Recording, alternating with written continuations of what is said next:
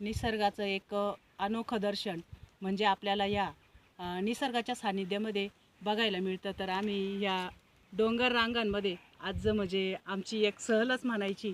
तर या डोंगर रांगांमध्ये आणि या डोंगरावर तर बघा हे करवंदीच्या जाळीला आज ह्या करवंदीच्या झाडाला फुलं आलेले आहे. फुलांनी अगदी बहरलेलं आहे आणि सफेद असे हे पांढरे शुभ्र फुलं आणि एक वेगळाच वास या फुलांना.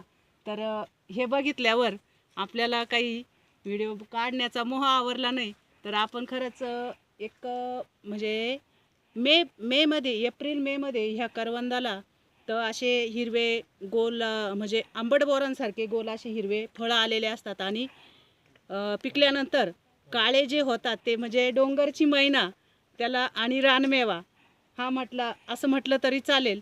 तर ह्या करवंदाच्या जाळींना आता फुलं आलेली आहे आणि एप्रिल मेमध्ये नक्कीच याची चव चाखायला मिळणार आहे. तर असं हे निसर्गाचं सौंदर्य.